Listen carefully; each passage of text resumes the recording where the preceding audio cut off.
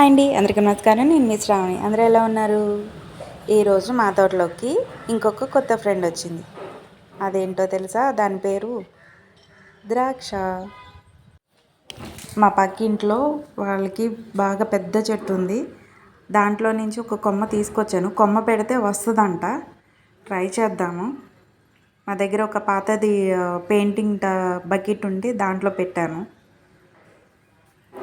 చూడాలి వస్తుందో లేదంటే చచ్చిపోవద్దు.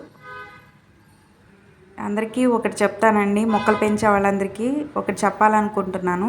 వానాకాలం కాబట్టి మనము ఎక్కడైనా బయట నుంచి మట్టి తీసుకొచ్చినా లేదంటే మన ఇంట్లో మట్టి స్టాక్ ఉన్న బస్తాల్లో పెట్టుకుని మనం పక్కకు పెట్టుకుంటాం కదా, అవి మట్టి తీసేటప్పుడు చాలా జాగ్రత్తగా తీయండి. దాంట్లో తేళ్ళు కానీ జర్రెలు కానీ ఈ వానాకాలం టైంలో ఎక్కువ చేరుతూ ఉంటాయి. మనము ఏముందిలే మన ఇంట్లోదే కదా, మట్టే కదా అని గబాలని చేతులు పెట్టేస్తే తేళ్ళు కానీ జర్రెలు కానీ వచ్చి చేరుంటాయి. కాబట్టి మనం చూసుకోకుండా చేతులు పెడితే అది కుట్టేస్తాయి. సో ఇట్లాంటివన్నీ చేసేటప్పుడు మనం ఇళ్ళల్లో మొక్కలు పెంచుకునే వాళ్ళు చాలా జాగ్రత్తగా ఉండండి ఈ వానాకాల టైంలో. ఆ బకెట్లో మట్టి అయితే నింపిన, ఆ మట్టి నింపేటప్పుడు 2 జర్రులు వచ్చినాయి. చూసుకోకుండా నేను చేతులు పెట్టేస్తాను.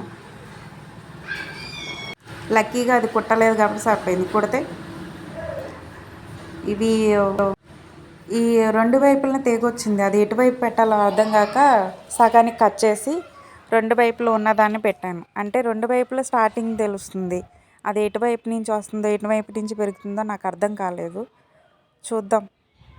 పెట్టాను. ద్రాక్షరసం చెట్టు ఎట్లా వస్తుందో ఏమో, పెరుగుతుందో లేదో, లేదంటే చచ్చిపోద్దు. ఈ వీడియో కనుక నచ్చితే ప్లీజ్ లైక్ చేయండి.